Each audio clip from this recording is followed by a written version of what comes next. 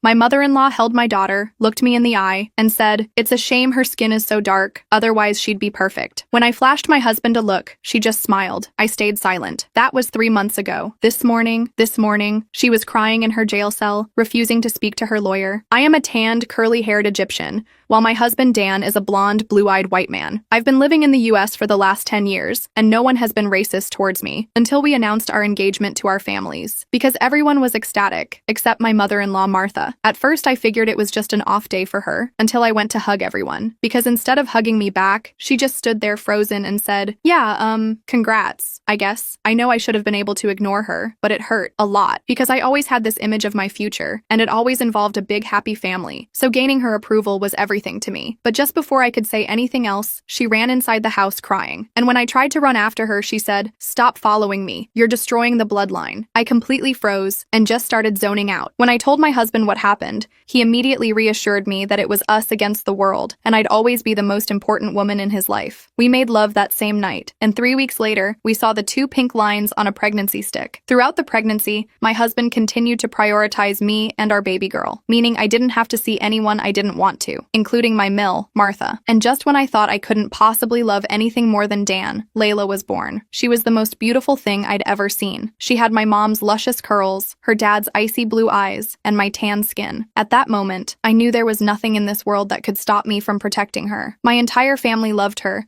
and spammed pictures of her on their private Instagram accounts, and Dan's family were equally as obsessed with her. So I knew our baby girl had the village to raise her, the one we always dreamed about. It was around this time that my mother-in-law got back in touch with Dan. She had seen all the baby photos and was begging to be a part of Layla's life. After me and Dan discussed it in depth, we agreed that most grandmothers are practically incapable of hating their grandchildren, despite how they feel about their DIL. So for this reason, we agreed that she could meet Layla, under monitored supervision from us both, obviously. Martha came over the next day. As soon as she looked at Layla, I saw her pupils enlarged to 3 times the size. I really thought she loved her. Me and Dan even let her pick Layla up, and our baby girl looked so happy I almost cried. "It's a shame her skin is so dark, otherwise she'd be perfect," Martha said, while holding Layla in her arms. Anger boiled my blood, and I flashed my husband a look. He shut it down, and there were no further comments made. She came over a few more times after that, and other than the cold glares she'd shoot my way, or the remarks to my husband about how it's not too late to move on, we were getting along pretty well. Sometimes we'd even let her babysit on Friday nights when me and Dan wanted to go on a walk by the beach, never longer than an hour. But as soon as our family was built, it was destroyed. It all started with a phone call. My brother had been in a car crash and was in the hospital. He tried to play it down as if it wasn't a big deal, but I knew better. I insisted on going to visit him, and because I was such a nervous wreck, Dan said he'd drive me. It was so last minute that no one else was available to babysit